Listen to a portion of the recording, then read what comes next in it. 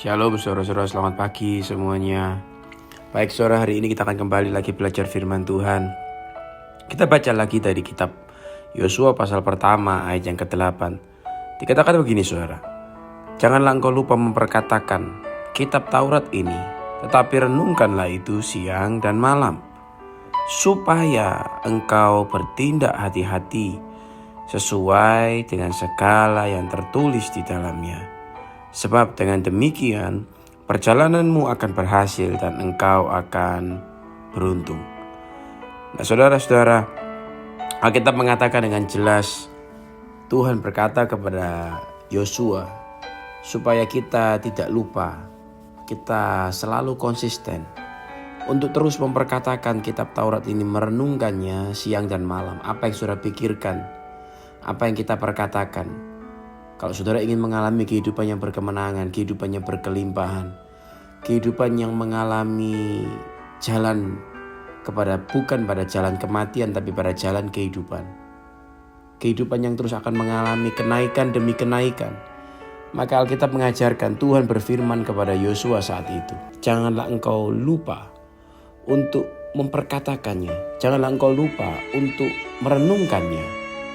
Saudara-saudara, Alkitab juga mengatakan kepada setiap kita, manakala saudara memperkatakan, manakala saudara merenungkan, dengan satu tujuan, bukan cuma sekedar saudara memperkatakan dan merenungkan saja, tapi tujuannya adalah supaya kita bertindak hati-hati. Tahukah saudara bahwa pada saat mata saudara terfokus, mata saya terfokus pada firman Tuhan, maka ultimate goalnya firman itu adalah supaya kita dengan arahan firman Tuhan itu, kita bisa bertindak dengan bijak, bertindak dengan hati-hati. Manakala saudara dan saya bertindak hati-hati, inilah merupakan cara terbaik.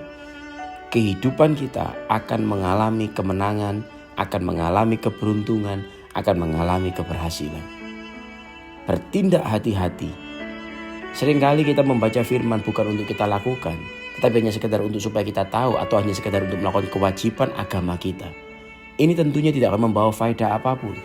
Firman Tuhan memberikan kepada saudara dan saya guidance atau petunjuk supaya saudara dan saya akan mengalami kehidupan yang berbahagia. Pada saat saudara dan saya mengalami kehidupan yang berbahagia, Tuhan menikmati hal itu. Tuhan ikut bersuka cita, Tuhan ikut berbahagia ketika melihat anak-anaknya yang dicintainya mengalami kebahagiaan, mengalami kemenangan, mengalami kehidupan yang berkelimpahan. Nah, saudara-saudara, mari sejenak kita pikirkan apa yang disebut dengan keberhasilan, apa yang disebut dengan sukses itu sendiri. Saudara, seringkali kita berpikir bahwa sukses itu adalah ketika saudara dan saya sudah mencapai pada setiap tujuan kita, sudah ada pada impian kita yang sudah menjadi kenyataan. Kita seringkali berpikir bahwa itulah sukses.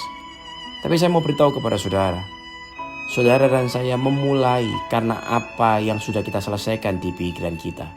Dan lebih dahsyat lagi secara vertikal, kita memulai dari titik finish yang Tuhan sudah kerjakan dengan apa yang sudah Dia lakukan di atas kayu salib bagi saudara dan saya. Mulai hari saudara dengan cara sebelum engkau memulainya, dengan cara kita sudah menyelesaikan terlebih dahulu di kepala saudara apa yang pasti saudara akan selesaikan. Jadi saudara-saudara, keberhasilan itu saya mau beritahu kepada saudara pada hari ini. Saudara renungkan ini sejenak. Keberhasilan bukanlah ketika saudara sudah mencapai di titik itu, tapi keberhasilan itu merupakan satu perjalanan.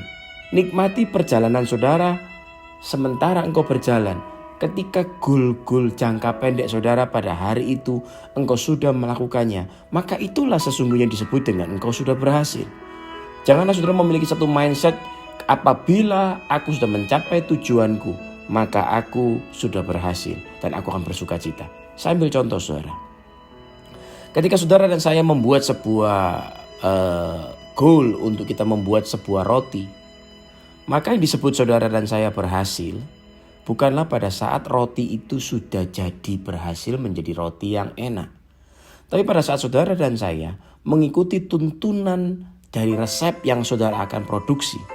Setiap gram, setiap arahan-arahan, setiap petunjuk, setiap bahan-bahan yang akan dipakai, setiap cara untuk mengolah adonan itu, setiap detail-detailnya, setiap campuran-campurannya, apa yang tertulis pada resep itu, ketika saudara dan saya melakukannya dari menit ke menit, dari bagian per bagian, itulah yang disebut sebagai berhasil.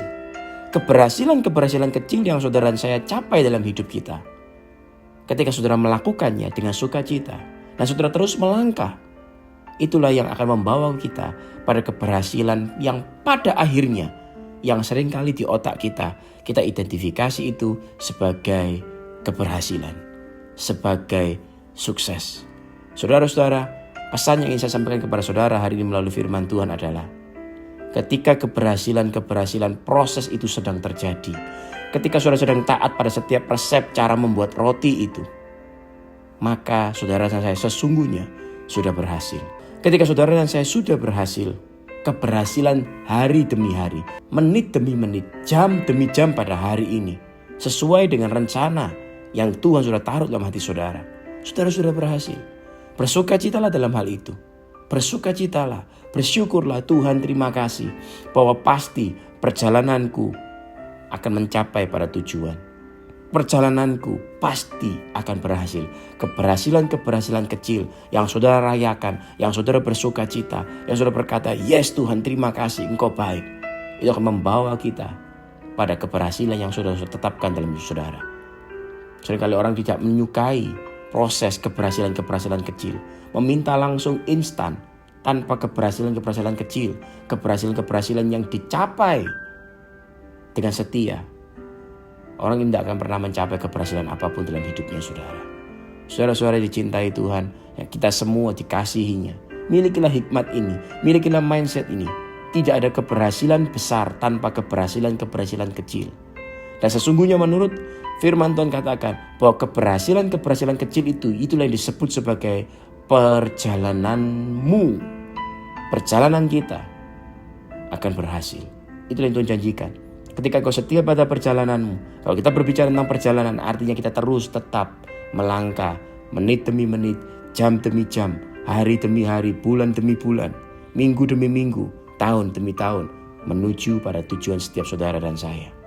Bersukacitalah senantiasa, percayalah bahwa Dia baik, Dia sedang merendah sesuatu yang indah. Sementara engkau berjalan, engkau mengalami kesembuhan. Sementara engkau berjalan, engkau menikmati sukacita, karena engkau tahu bahwa Dia tidak pernah meninggalkan saudara dan saya.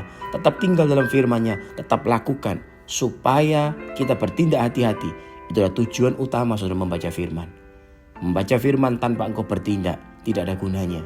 Membaca firman yaitu dengan tujuan supaya saudara dan saya bertindak hati-hati. Ketika saudara bertindak hati-hati dan saudara menikmati prosesnya, keberhasilan menjadi bagian saudara dan saya. Itulah janji Tuhan, dan Dia yang menjanjikannya, Dia tidak pernah berdusta.